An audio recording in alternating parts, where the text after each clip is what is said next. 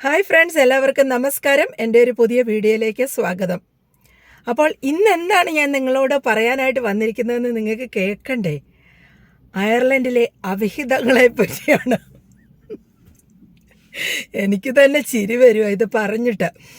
എന്താന്ന് പറഞ്ഞാൽ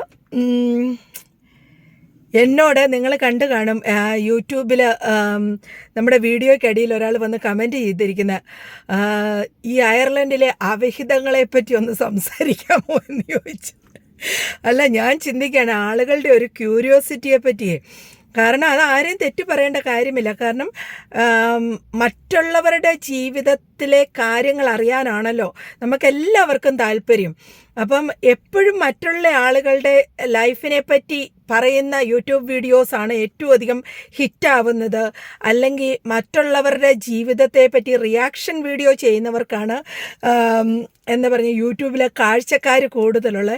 അതുപോലെ തന്നെ ബിഗ് ബോസ് എന്ന് പറയുന്ന പ്രോഗ്രാം ഇത്രയും വൻ ഹിറ്റായതിൻ്റെ റീസൺ എന്തുകൊണ്ടാണ്? മറ്റുള്ളവരുടെ ലൈഫ് എങ്ങനെയാണെന്ന് അറിയാനുള്ള നമ്മുടെ ഒരു താല്പര്യം കൊണ്ട് തന്നെയാണ് ഈ പറയുന്ന പ്രോഗ്രാംസ് എല്ലാം ഇത്ര വലിയ ഹിറ്റാകുന്നത്. അപ്പോൾ ഇത് നോർമലായിട്ടുള്ള ഒരു കാര്യമായി എനിക്ക് മനസ്സിലായി. അതുകൊണ്ടാണ് ഞാൻ അദ്ദേഹത്തിന് മാത്രമല്ല, അദ്ദേഹത്തെ പോലെ ചിന്തിക്കുന്ന കുറച്ച് പേർക്കുള്ള ഒരു മറുപടിയായിട്ട് ഇത് പറയുന്നത്.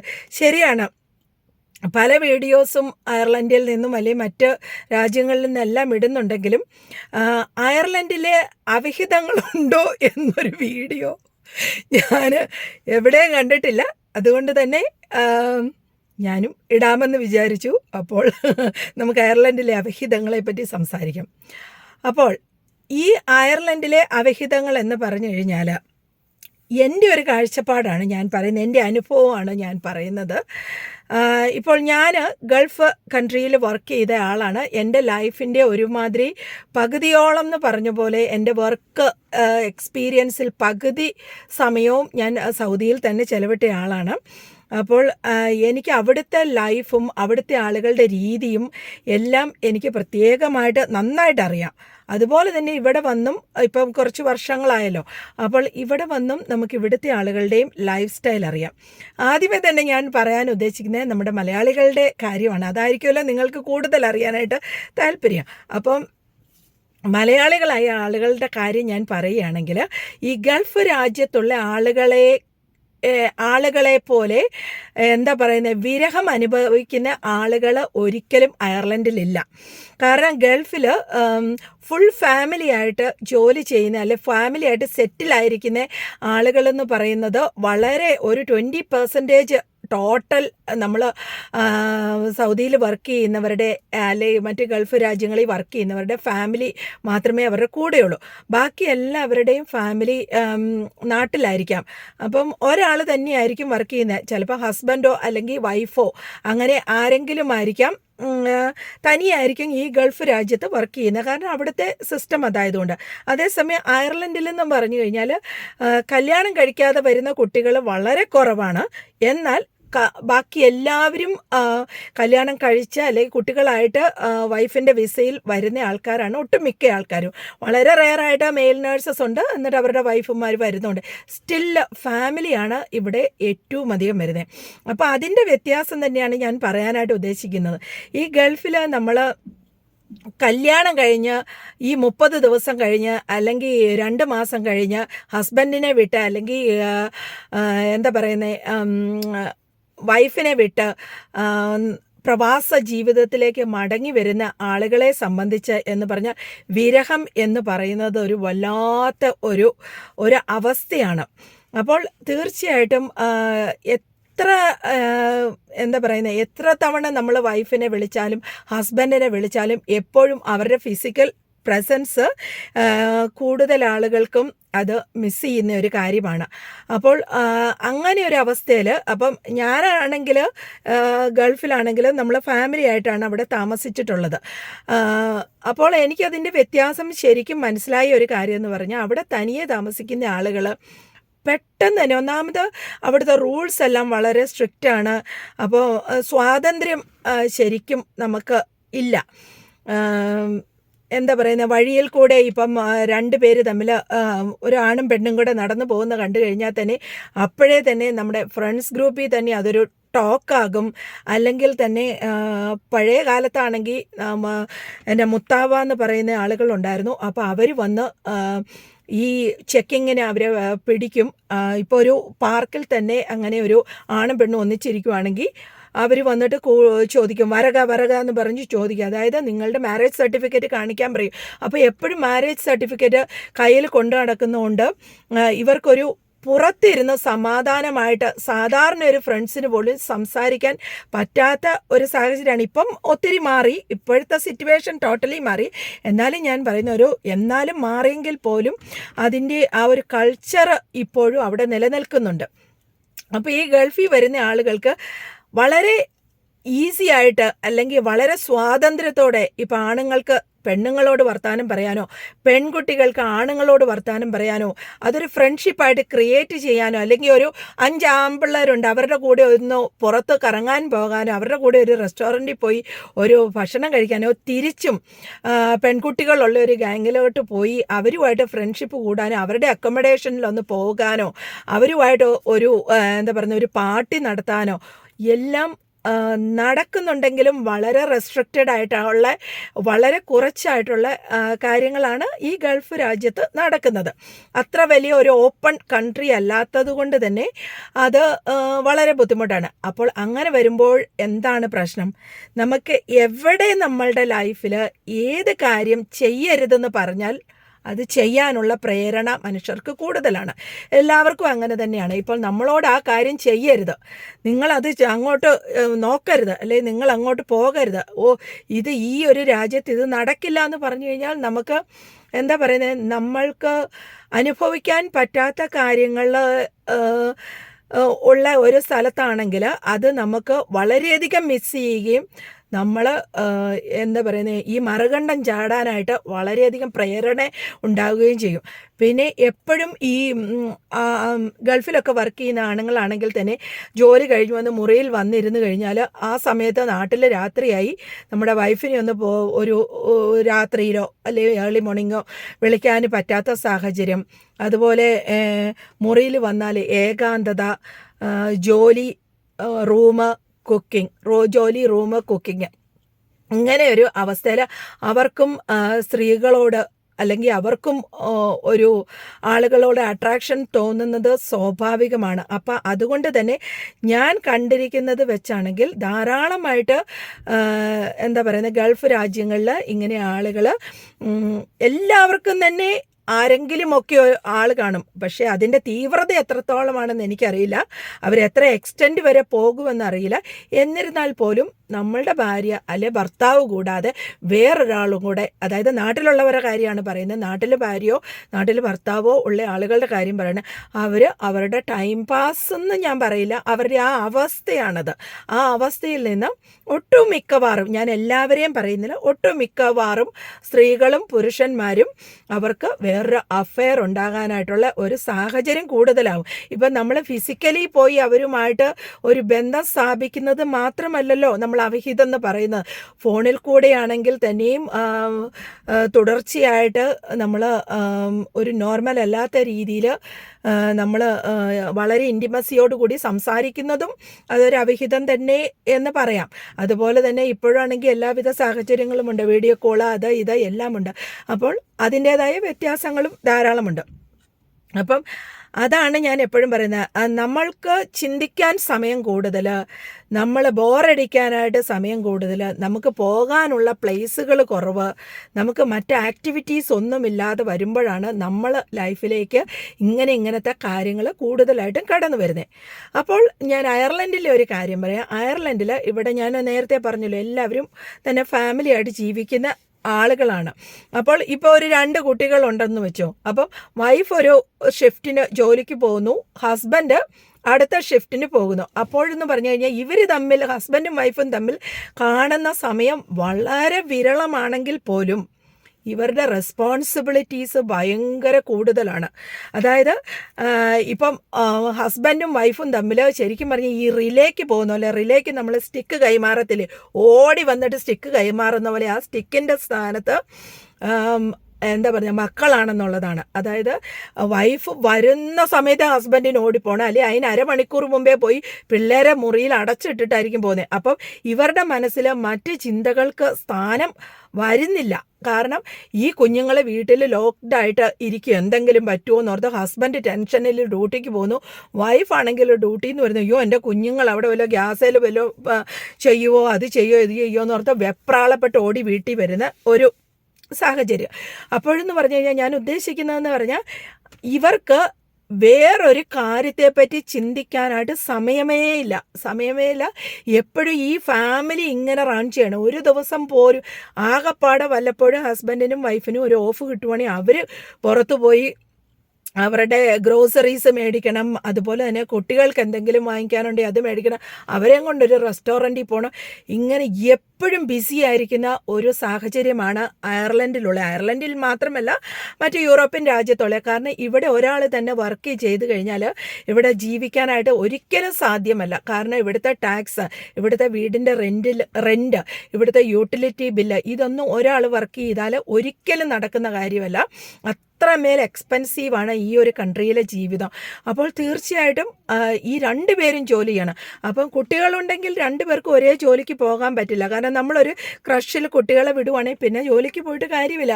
കാരണം ക്രഷിൽ തന്നെ നമ്മുടെ സാലറിയുടെ മുഴുവനും തന്നെ കൊടുത്താലാണ് ഒരു കുഞ്ഞിനെ അവർ 1-2 മണിക്കൂർ നോക്കി തരുന്നത്. അപ്പം അതുകൊണ്ട് ഇങ്ങനെയൊരു സാഹചര്യമേ ഇവിടെ നടക്കുകയുള്ളൂ. അപ്പം അങ്ങനെ വരുന്ന ഈ ബിസി ലൈഫ് ആയതുകൊണ്ട് തന്നെ ഇങ്ങനെയൊരു ചിന്തയ്ക്ക് അവിടെ സ്ഥാനമില്ല. അങ്ങനെ ഒരു സ്ഥാനമേ വരുന്നില്ല.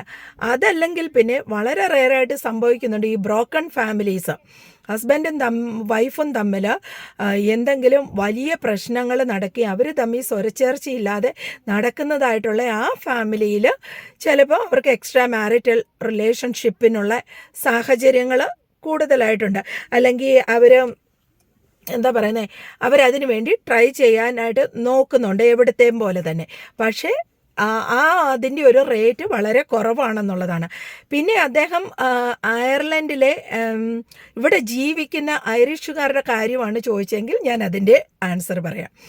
എന്താണെന്ന് പറഞ്ഞാൽ ഐറിഷുകാരെ സംബന്ധിച്ച്, ഐറിഷ് എന്നല്ല ഓൾ യൂറോപ്യൻസ് ആളുകളെ സംബന്ധിച്ചെന്ന് പറഞ്ഞാൽ അവരുടെ ഒരു കൾച്ചർ എന്ന് പറഞ്ഞാൽ നമ്മുടെ നാട്ടിലെ പോലെ ഈ പെണ്ണിനെ വളയ്ക്കുക, ആണിനെ വളയ്ക്കുക എന്ന് പറയുന്ന വളയ്ക്കൽ പരിപാടി ഇവിടെ ഇല്ല.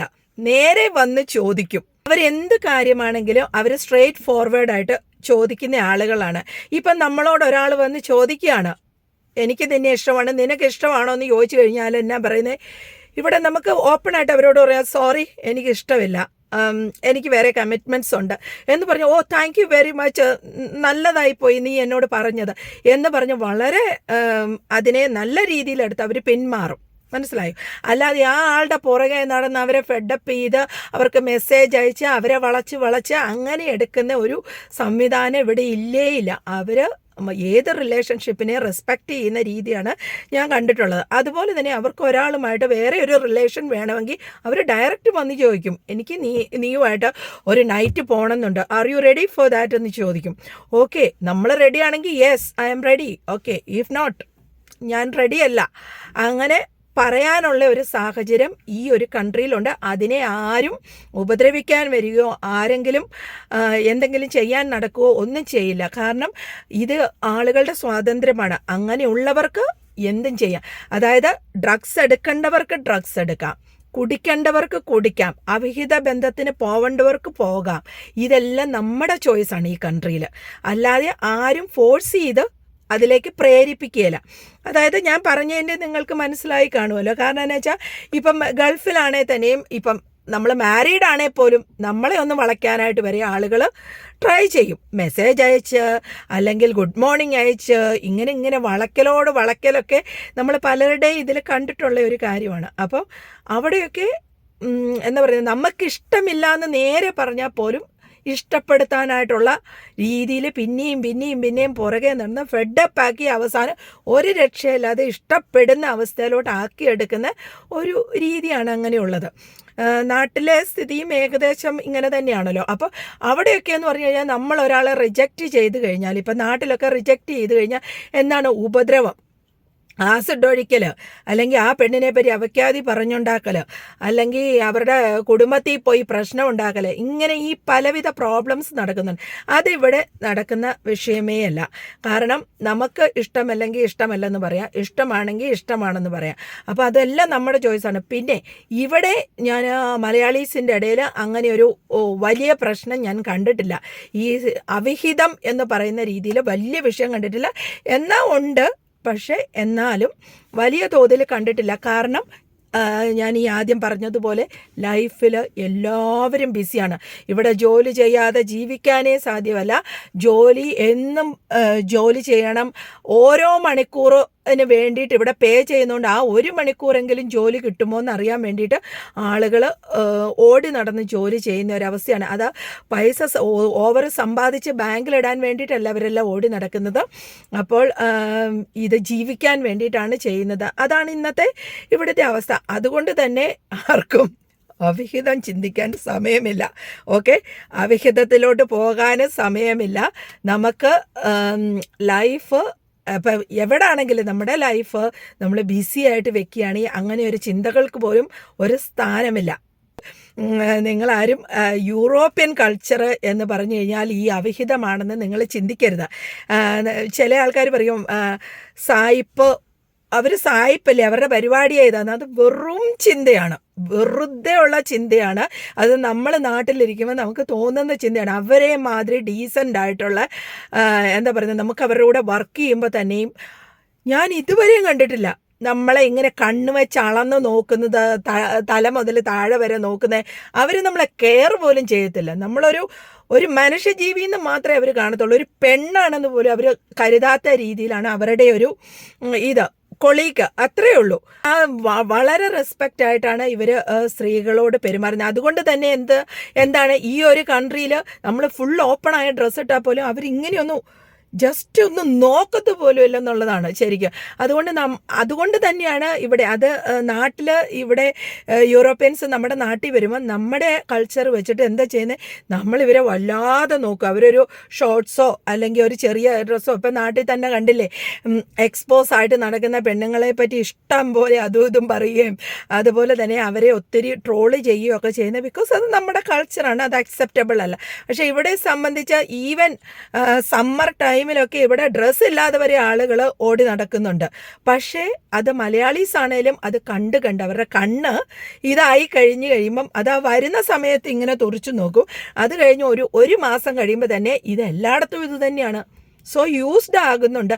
അപ്പോൾ അങ്ങനെ ഒരു എന്താ പറയുന്നത്, ഏത് കാര്യം കിട്ടാതെ വരുമ്പോഴാണ് അത് ചെയ്യാനുള്ള പ്രവണത കൂടുതൽ വരുന്നത്. അപ്പോൾ എപ്പോഴും ഇങ്ങനെ നമ്മൾ കണ്ടിരിക്കുന്നു, നമ്മുടെ കണ്ണിലൂടെ ഈ കാഴ്ചകൾ കണ്ടിരിക്കുമ്പോൾ നമുക്കത് പ്രത്യേകിച്ച് ഒന്നും തോന്നത്തില്ല.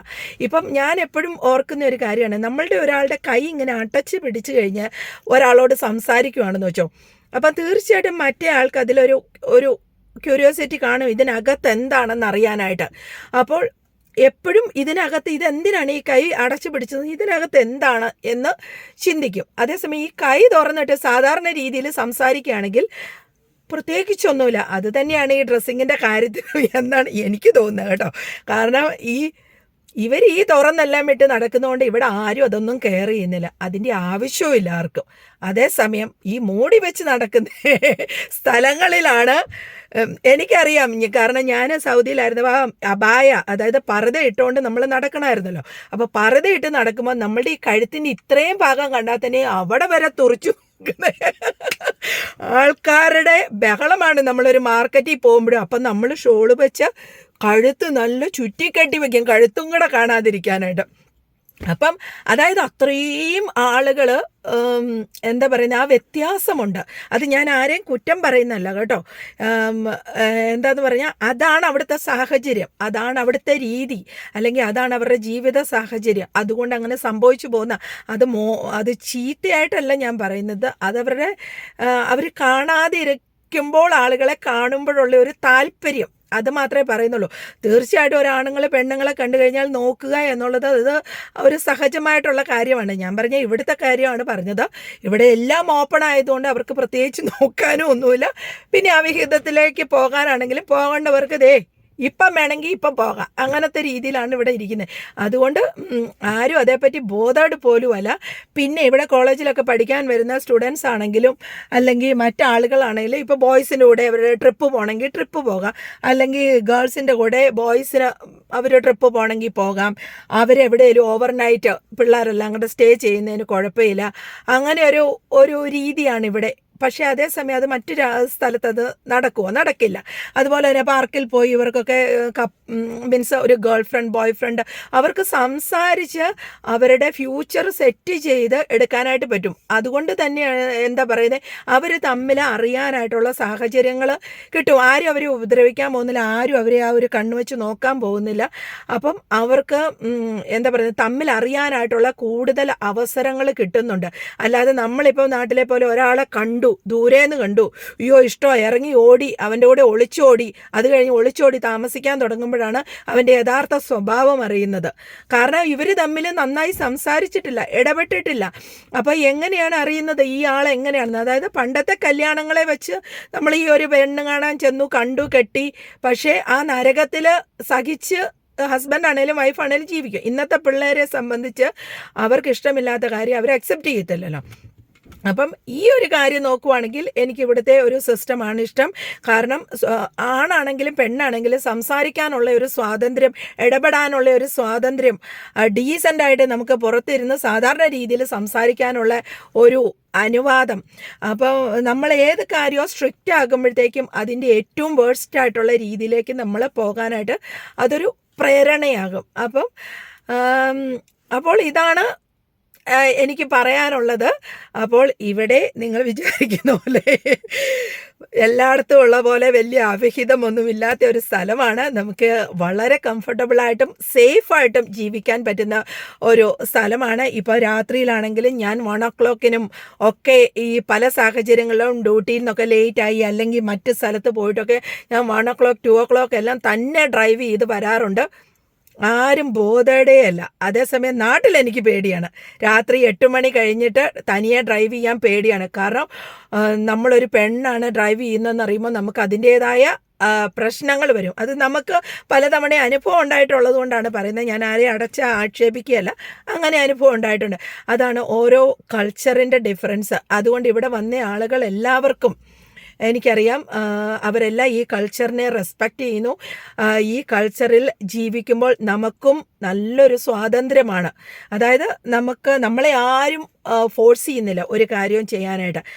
അപ്പോൾ ഇതൊക്കെയാണ് എനിക്ക് ഈ വീഡിയോയിൽ കൂടെ പറയാനുള്ളത്. അപ്പോൾ എല്ലാവർക്കും ക്ലിയർ ആയെന്ന്, എല്ലാവർക്കും അല്ല, ഇങ്ങനത്തെ ക്വസ്റ്റ്യൻ ചോദിച്ചവർക്ക് ക്ലിയർ ആയെന്ന് തോന്നുന്നു.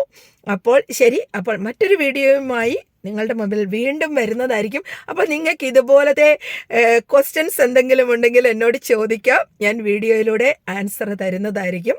അപ്പോൾ സബ്സ്ക്രൈബ് ചെയ്യാതെ ആരെങ്കിലും വീഡിയോ കാണുന്നുണ്ടെങ്കിൽ ദയവായി സബ്സ്ക്രൈബ് ചെയ്യൂ, സപ്പോർട്ട് ചെയ്യൂ.